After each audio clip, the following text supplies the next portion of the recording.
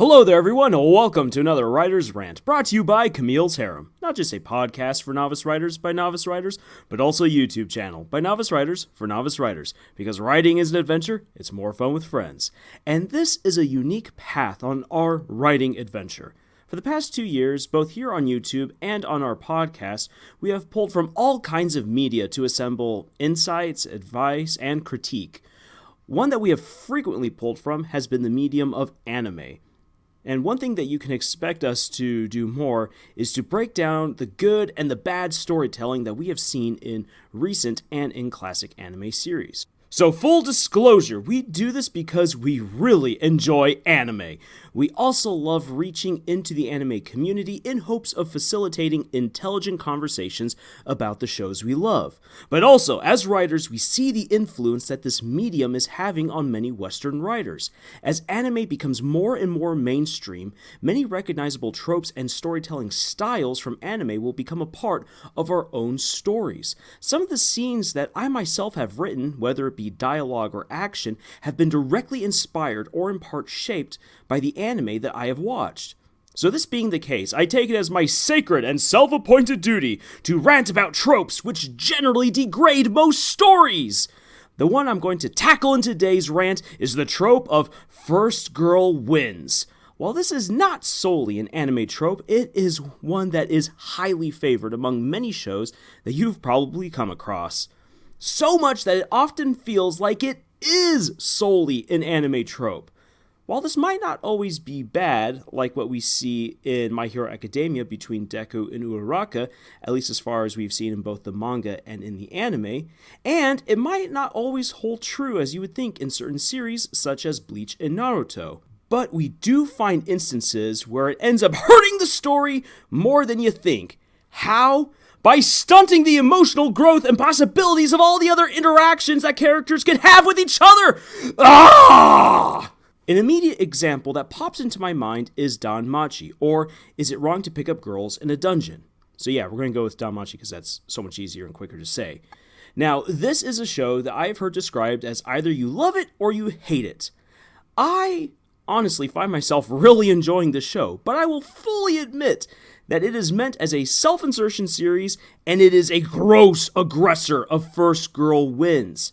Let's consider that Belle, our plucky and naive protagonist, is rescued by Ice Wallenstein, and is immediately smitten with her. You know, this actually makes good sense, and why not? The real problem with this particular trope emerges when you consider what follows afterwards. Number one, Ice herself gets so little meaningful screen time. A few moments where she is training Belle, or dancing with him, or coming once again to his aid. These are precious moments and honestly very well done. But they are too few and too far in between, which is compounded by her characteristic lack of expression and words. As a result, any relationship potential feels incredibly one-sided on Belle's part, and this is further aggravating the second and even more noticeable problem within the series, this being all of the other side and, quite frankly, better fleshed out relationships that Belle has with the other women within the series. Let's just consider a few. So first of all, he and Hestia have amazing chemistry, and with Hestia's feelings all out there along with her plot relevance, it's hard not to see the amazing potential that this relationship would have, which is often hampered by Belle's own focus on Ice.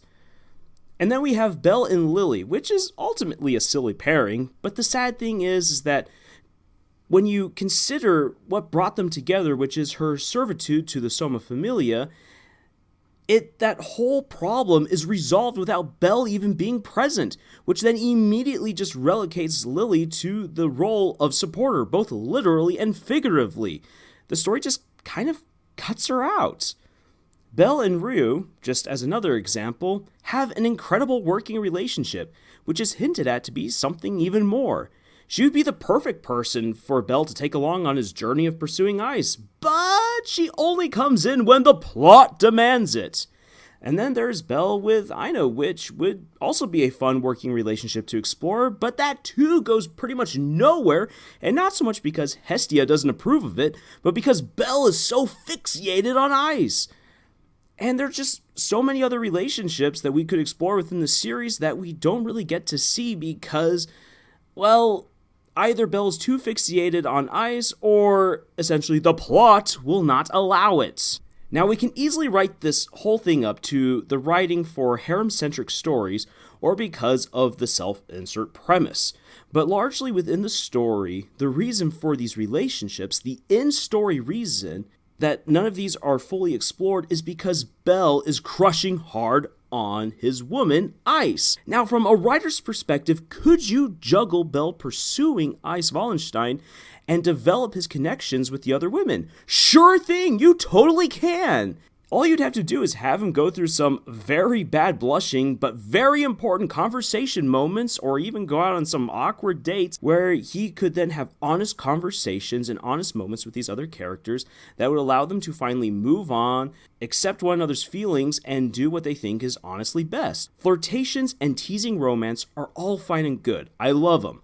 But solid character progression comes from taking the plunge one way or another.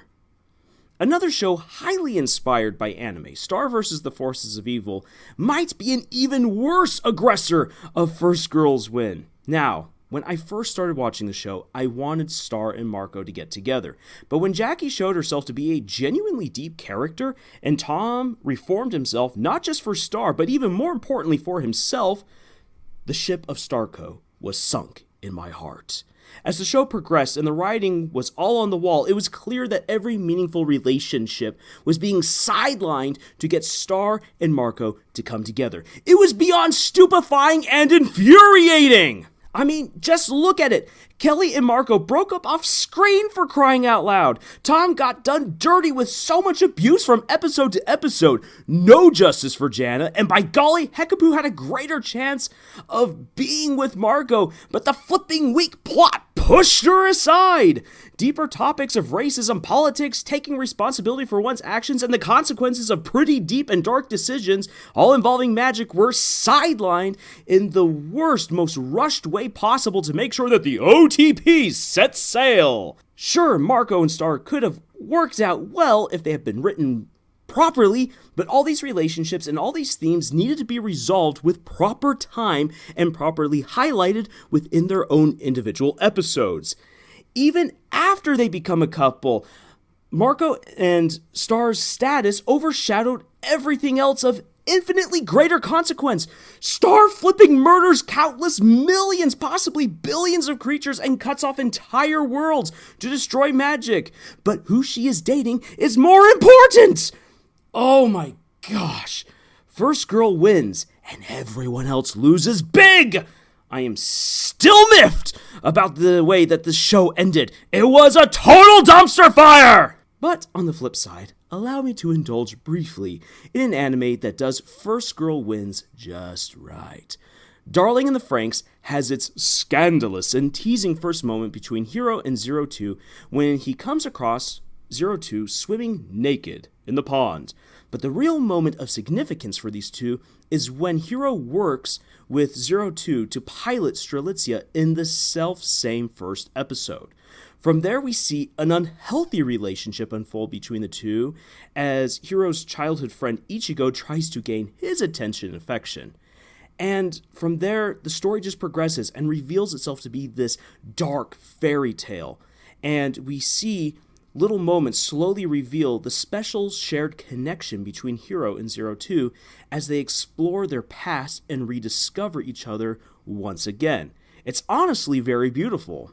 Within the series of Darling in the Franxx, the relationships are never sacrificed to simply get the OTP together. The show's epic climax, when Hiro reunites with Zero Two in an epic fight to save their home from a Klaxixor tank the size of an island because of anime, only happens because of all the other character development arcs that have happened up until this point, which just makes this final battle so amazing. And yeah, really, I admit, it's not the final battle, but it's the real climax of the series, if we're being all honest. And I've already said my piece on this show in 2 other videos, which I will link down below if you have not already seen them. Really, I understand that Darling in the Franxx gets a lot of flack, and its ending is rather complex. I personally liked it. I know a lot of others don't, but it is a show that does an amazing job of having first girl wins done in a way that really subverts expectations, but in a way that you honestly enjoy once everything comes full circle. And while considering the trope first girl wins, I think it's very educational to look at another heavily anime influenced show like Adventure Time, which has its main character Finn the Human not end up with Princess Bubblegum for a long list of reasons. And really, it's for the best, as it allows Finn to mature and find someone who he is more compatible with, along with also allowing the show to explore deeper themes. And already here, I've brought you 2 examples of American-made stories that draw deep from the wells of anime. Star vs. the Forces of Evil, which unfortunately devolved into a mess, while Adventure Time largely succeeded in telling an amazing story. It all comes down to the strength of the writing and the willingness of the creators to either play with, reject, or totally give in to tropes. First Girl Wins is not an entirely bad trope. For some of my own stories, I've played along with this particular idea, while with other stories, I've outright rejected it, or even flipped it on its head, because I want certain relationships to grow in more meaningful ways beyond simply, "Hey, I've got a crush on you!" That's one of the important things to consider when it comes to playing with romance tropes. What is it that you really want to accomplish with this relationship, and how do you want it to be at the end of your story?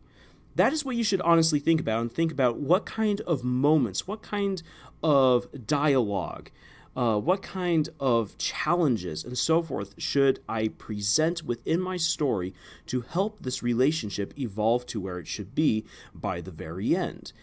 Your relationship should not just be the trope. If it is, it's going to suck. So yeah, be careful about the tropes that you use. And for all that is holy about cheeseburgers, do not sacrifice good writing to smoosh your OTP together.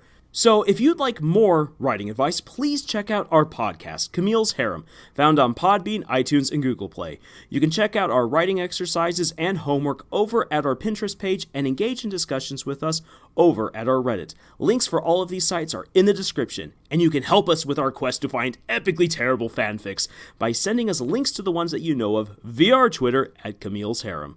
And until the next video, y'all, tschüss.